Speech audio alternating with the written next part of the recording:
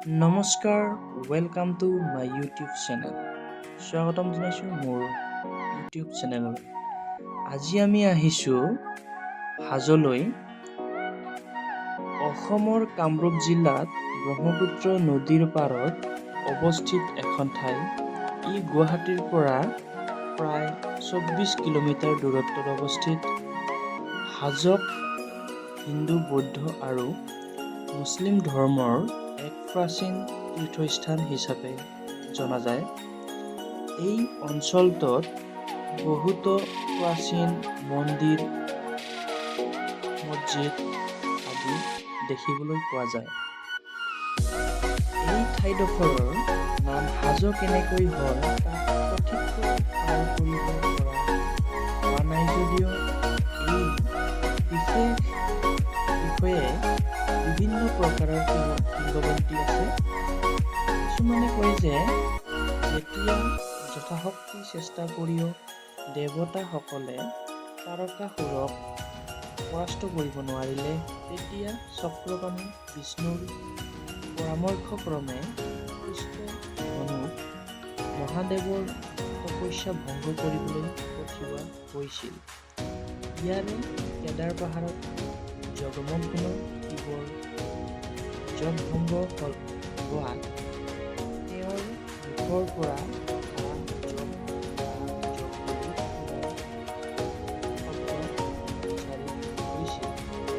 সেই দিনাৰ পৰাই ইয়াৰ নাম হাজো হয় বা তাৰ পৰাই পৰিৱৰ্তিত হৈ আজিৰ হাজো বুলি বিভিন্ন জনৰ পৰা আমি পাইছোঁ। অসমৰ মূল পৰ্যটন থলীসমূহৰ ভিতৰত হাজো গুৰুত্বপূৰ্ণ পৰ্যটন স্থলী বা আকৰ্ষণীয় স্থলী হয়। ইয়াৰে হয়গ্ৰীব মাধৱ দেৱালয়, এই দেৱালয় মণিপুৰ পাহাৰত অৱস্থিত। বৰ্তমানৰ দেৱালয়টো 1583 খ্ৰীষ্টাব্দত ৰঘুদেৱ নাৰায়ণে নিৰ্মাণ কৰিছিল বুলি জনা যায়। কিছু বুৰঞ্জীবিদৰ মত অনুসৰি ইয়াৰ মূল দেৱালয়টো পাল বংশৰ শাসনকালত ৬ষ্ঠ শতিকাত নিৰ্মাণ কৰা হৈছিল। এই দেৱালয়টো শিলেৰে নিৰ্মিত। প্ৰশাসনিক দৃষ্টিৰে হাজো গুৱাহাটী লোকসভা সমষ্টিৰ অন্তৰ্গত এখন ঠাই হয়। আৰু আমি এতিয়া হাজোৰ বিভিন্ন অংশবিলাক দেখাই আছোঁ। হাজোৰ মুখ্য আকৰ্ষণ কাছ আপোনালোকে দেখা পালে।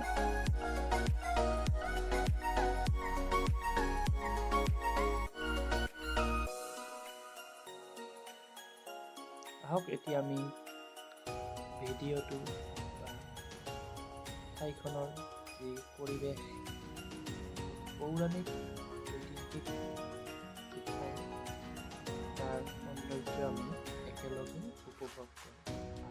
ভিডিঅ'টো চাই যাওক শেষলৈ। গোটেই আমি অঞ্চলটোৰ যিমানবিলাক তীৰ্থস্থান দেখুৱাবৰ বাবে চেষ্টা কৰি যাম। লোকাৰণ্য হৈ আছে মন্দিৰবিলাক। অসমত প্ৰাচীন কালৰে পৰা সোণ, ৰূপ আদি ধাতুৰ প্ৰচলন থকা আৰু এইবোৰৰ জৰিয়তে এক কুটীৰ উদ্যোগ গঢ়ি উঠাৰ দৰে অসমৰ ঠাই হৈ হাজো অঞ্চল পিতলৰ শিল্পৰ বাবে জনাজাত বা বিখ্যাত। ঐতিহাসিক, সাংস্কৃতিক আৰু ধৰ্মীয় সমন্বয়ৰ থলী হিচাপে খ্যাত ৰাজ্যখনৰ এখন গুৰুত্বপূৰ্ণ ঠাই। ইয়াক পঞ্চতীৰ্থ নগৰী হিচাপে জনাজাত। উল্লেখযোগ্য যে ইতিহাস প্ৰসিদ্ধ ঠাই লগতে পৰ্যটনৰো অপূৰ্ব এক সম্ভাৱনাময় ক্ষেত্ৰ।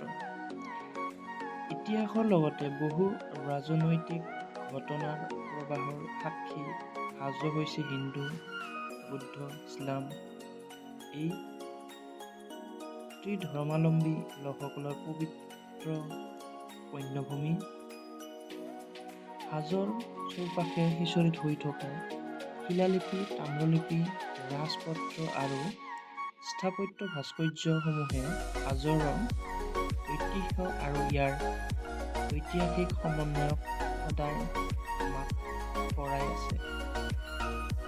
হয়গ্ৰীব মাধৱ, কেদাৰ, কমলেশ্বৰ, কামেশ্বৰ আৰু গণেশ এই 5খন হিন্দু তীৰ্থস্থানৰ বাবে অসমৰ ইতিহাসত হাজোক পঞ্চতীৰ্থ নগৰী হিচাপে জনা যায়। হিন্দুসকলৰ লগতে বৌদ্ধ আৰু ইছলাম ধৰ্মীয় লোকসকলেও ক্ৰমে হাজোৰ হয়গ্ৰীব মাধৱ মন্দিৰটো আৰু পোৱামক্কা পবিত্ৰ স্থান বুলি গণ্য কৰে। ইতিহাসৰ পৃষ্ঠা খুচৰি চালে আমি দেখিবলৈ পাওঁ যে বিভিন্ন সময়ত বিভিন্ন ধৰ্মীয় আৰু ধৰ্মনিৰপেক্ষ সাহিত্যসমূহত হাজোক বিভিন্ন নামেৰে নামকৰণ কৰা হৈছে। যিখিনি তথ্য ইয়াতে দিয়া হ'ল সেইখিনি গুগলৰ উইকিপিডিয়াৰ পৰা দিয়া হৈছে। চাওক, দেৱালয়ৰ ৱালবিলাকত কি ধুনীয়াকৈ মূৰ্তিবিলাক খোদিত কৰি থোৱা হৈছে। নৈবেদ্য ধোৱা স্থান, নৈবেদ্য ধোৱা হয়।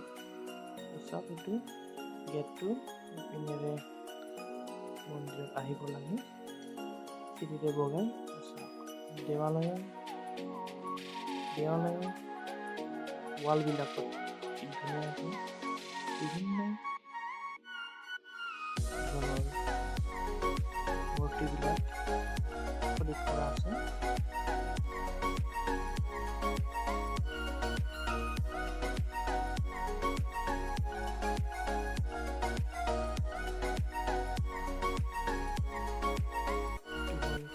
মন্দিৰত অহাৰ কাৰণে চিৰি কি সুন্দৰকৈ বনাই দিয়া হৈছে।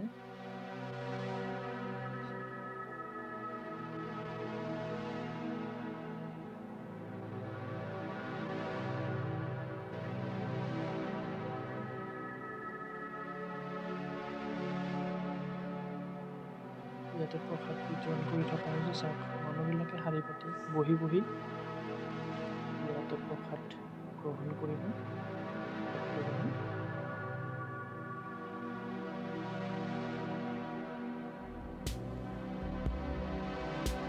প্ৰসাদৰ কাৰণে ভক্তগণে এতিয়া ৰৈ আছে, শাৰী পাতি বহি। কিছু সময়ৰ পিছতে দি আছে। চাববিলাক বান্দৰ, যথেষ্ট বান্দৰ পোৱা যায় এই অঞ্চলত। শিলৰ খোদিত ধুনীয়াকৈ সজাই ৰখা হৈছে। এইবিলাকত বিভিন্ন ধৰণৰ প্ৰতিকৃতি শিলালিপিবিলাক অৱশিষ্টবিলাক ৰাখি থোৱা হৈছে। প্ৰাচীন যে চিন ইয়াত ৰাখি থোৱা হৈছে।